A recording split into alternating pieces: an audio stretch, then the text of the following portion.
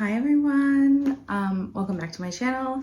My name's Colleen. Welcome to Books the House Down. Here are the books that I read in December. I read 9 books that I have over here, and I'm just gonna chat with you about them. So without further ado, let's get into them. The first book that I read is called Sor and Bliss by Meg Manson. This book is a very hyped book on BookTube and BookTok, and I finally got my hands on it this year, and I thought it was okay. This book is about the protagonist, Martha, and she just turned 40, and it goes into flashbacks of her being a teenager and in university and through her 20s, and her relationship. All while this is going on is suffering from something that she is not quite sure of. And it's kind of just the unraveling of this. It takes place in the UK. It's quite sad and it's quite funny. There's quite good comedic moments in it. But I kind of went into it with high expectations and it kind of let me down. And that's the thing, is that with reading, books could be talked about and it could be for you, and then you finally read it and it's not for you, and that's completely fine. I think I just overhyped this one a little bit too much in my head.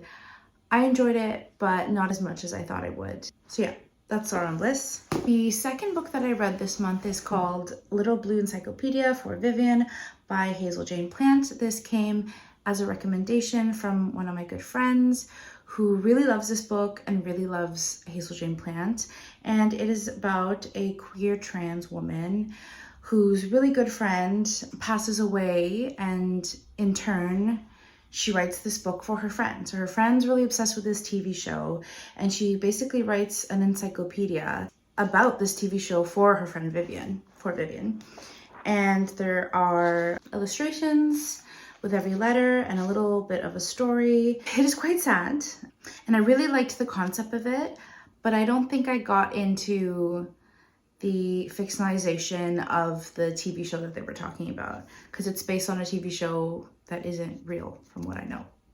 I think it's fictionalized. Lots of themes of queerness and friendship and grief and loss and longing, because she is basically in love with her best friend that passed away. But yeah, like I said, it was really hard for me to get into the concept of the show, and I felt that those bits dragged on for me, but the parts where she was writing about her friend and the fond memories that she shared were really heartwarming. So yeah, this was a good book, but not my favorite out of the stack. So not really starting off strong here. Another book that I thought I would really love, but I thought was just okay, is Elena Ferrante's Troublesome Love.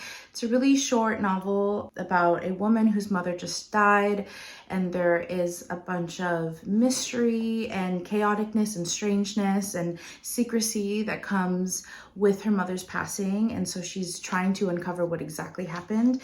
And it delves into their past and her relationship with her sisters and her father and her mother and the mystery man that apparently her mother was dating that she didn't know about. I was thoroughly confused. My brain reading this book maybe wasn't in a good spot to read a book of this nature. That's on me. I probably will pick it up maybe later down on the line, because I do love Elena Ferrante and I do like everything that I pick up by her. But yeah, I think my brain was just could not comprehend this when I was reading this. So those are my thoughts on that. I'm trying to adjust the lighting. It's very dark outside, so I have like 2 lamps. Hopefully this is okay. Okay. The fourth book that I read is called Mudflowers by Ali Waterman.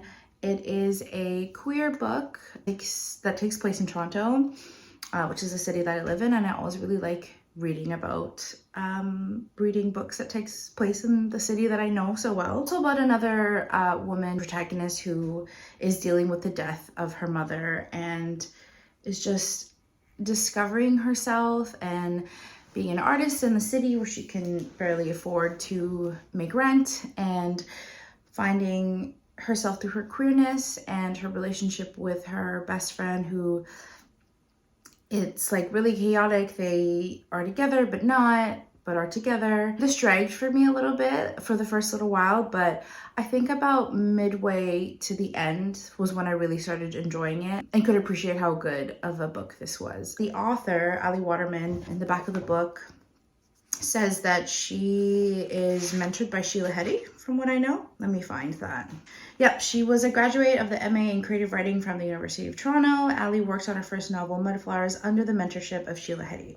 So if you're into Sheila Heti and you like her stuff, maybe this will influence you to pick this up. Yeah, I thought it was okay. Again, the first little while dragged on for me, but half to the end was when I really started to appreciate it and like it. So yeah, first 4 books of the month of December were a little bit rocky. I also think my brain now, apparently. Yeah, I also think my brain wasn't in the best spot for like reading this. I probably should have just like read fun graphic novels or something light. Yeah, but whatever. But I feel like reading this book, my 5th book, really kickstarted me enjoying the rest of the books this month. So this is Black Friend Essays by Ziwe. Ziwe is a comedian and author and television host of the TV show Ziwe. She's incredibly funny. This book was such a fresh thing to read this month. I feel like all the books that I was reading were pretty heavy in the content and topics and emotional bit, and this honestly brought me back to life. It was quick, funny, easy, but also she was very honest and vulnerable. It touches on themes of class and race and sexism and what it's like being a Black woman in entertainment. And yeah, I don't know, if you haven't watched Ziwe's show, which is now I think canceled, which is awful, but I think all of them are online. I feel like Ziwe and I would be friends in real life if we were to ever meet, which is I don't think will ever happen, but love her. The 6th book that I read this month is called Things I Left Behind by Shahada Mustafa. This is a Palestinian novel that I borrowed from the library. Quick side note, the Toronto Public Library is in a weird spot right now. I can't even remember if I talked about this in the last video. I'm just gonna pause and talk about this because this is actually insane. There was a cybersecurity attack on Toronto Public Library's website, and since like mid-October, no one has been able to put holds online or access things through the library's website. Yeah, so all the holds I thought were gonna come through weren't coming through. You can't even use your library card. You can't access computers or print anything off. There is Wi-Fi and you can check books out, but what they're doing is writing your library card number down and writing the like SKU of the items that you check out and just kind of hoping that you're gonna bring them back, which is awful. And I think a lot of people's information got leaked, people who work for TPL, and yeah, it's kind of a disaster. And I, in turn, and I think a lot of Torontonians have been buying a lot of books because we just can't put them on hold, and it's hard for everyone to track down. And it sucks because a lot of really important services for people can't be used at this time. So hopefully they get that figured out. Anyways, I digress. This is the book that I read. This is the 6th book that I read. It follows the main character's life of what it's like growing up in Palestine to divorced parents and having to hop the borders, the armed borders, to be able to visit both parents. It was a tough read at times, but it was written in a really free-flowing narrative way. The chapters are really interestingly written. They're all numbered different numbers in a sense of like, if she talks about a certain topic, it's numbered under a 1, and then the next topic is numbered 2. I think the chapters are only numbered 1 to 4. It was really interesting and very heartbreaking, and as always, we need to read and amplify Palestinian voices and show support where we can and educate ourselves. I didn't completely love it and didn't think it stood out so much, but I thought it was a really important read. Yeah, Another book that I took out from my library called Really Good Actually by Monica Hesse. I believe that's how you say her last name. This was a book that I've been wanting to read for a while and I found in the library. I half read it and half, well, maybe more like listened to like 20% of it on audiobook and then the rest of it physically read. And I really enjoyed this book. Similar to Ziwe's book for me in the sense of it felt like a breath of fresh air in comparison to the other books that I've read or books that I'm used to reading, which are really heartbreaking and sad. This book, although dealing with sadness because it is about a girl in her late 20s dealing with a divorce, and it also takes place in Toronto, which again I love. It was really funny. Some of the chapters were simply just her Google searches, and that felt very Bridget Jones's Diary to me, which I love Bridget Jones's Diary, the movie. I haven't read the book yet and I kind of want to. The book came out when I was like very young, so that wouldn't have been on my radar, but the movie did come out when I was young. But that's considered a holiday movie for me, a holiday classic, and I did watch it this past holiday. But I digress. All that to say, I really did enjoy this. This was a standout book for me. I think people should read this book. I thought it was really cute and funny, and Monica Hesse is a really good writer. Anyways, that is Really Good Actually. The second last book that I read this month is called Reunited with Strangers, a novel by Jenny Austria Bonifacio. This book is a book that I did a buddy read on and was also gifted to me by my friend Zoe. Zoe lives in BC in Kelowna, and they ordered this to my local bookstore. And on a really not so good day for me mentally, I got a call from my bookstore saying that Zoe bought these books for me and that I need to pick it up. And that made me burst into tears. And I just love friendship and I love books. And yeah, that like made my entire month. So we decided to buddy read this together, and we both read this book in like, I think 2 to 3 days. It's not a super huge book either, but the story of it was just so compelling and beautifully written.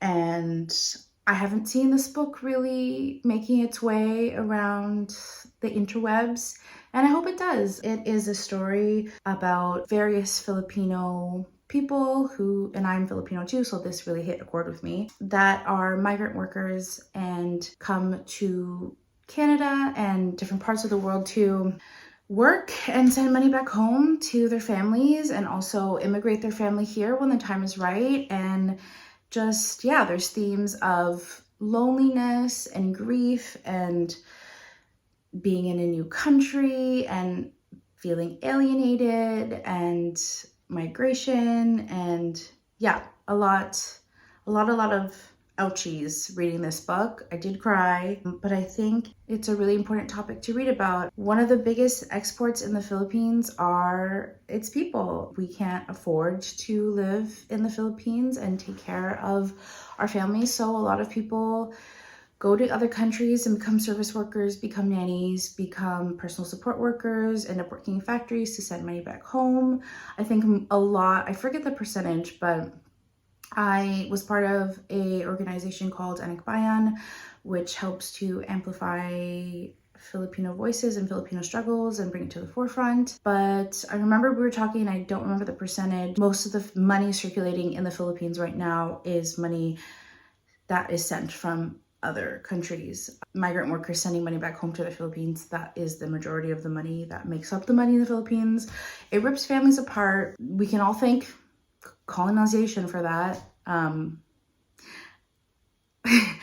And yeah, it's sad and awful, and we need to read more stories like this. And these are the kind of books that I want to be circulating around BookTube and Book Talk. I really enjoyed this. Highly recommend. I loved that I did this as a buddy read with a friend that I care about deeply, and yeah, I think it both really touched us and moved us. And the last book that I read is called Mabuhay by Zachary Sterling. This is a Filipino graphic novel for kids. It is about a first-generational Filipino sibling duo and them working for their parents' food truck called The Beautiful Pig. And it's just so cute and heartwarming, and it talks a lot about family dynamics and feeling like an outcast and Lots of Filipino food is mentioned in this, and Filipino folklore, and there's lots of Filipino words, and there's a huge glossary in the back with a recipe for chicken adobo as well. I just thought that this was really cute, and I really wish I had something like this when I was a kid growing up. Representation matters. And I'm just so happy that there are more books like this for kids that like looked like me and didn't feel represented. You know, now in media, there's a character on Sesame Street who's Filipino. The new Steve from Blue's Clues is Filipino. And yeah, we're finally starting to get some representation out there, and I love it. We need more of it. If you guys have any Filipino recs, let me know, especially like children's books, because it honestly is like inner child healing work reading these books. It really makes me feel seen and loved, and yeah, I want to build up a little collection of Filipino children's books, and I guess Filipino books in general. But yeah, those are all the books that I read this month. Hope everybody had a lovely holiday if you celebrate. I have fun plans for the new year for this channel. Hopefully, I did end up reaching 1,000 followers, which is crazy. So I think I might do like a Ask Me Anything vid. And obviously I want to do a top reads of 2023 video. Yeah, have you guys read any of these books? What are your favorite books that you read in the year of 2023? Chat to me in the comments. Thanks for watching. Bye.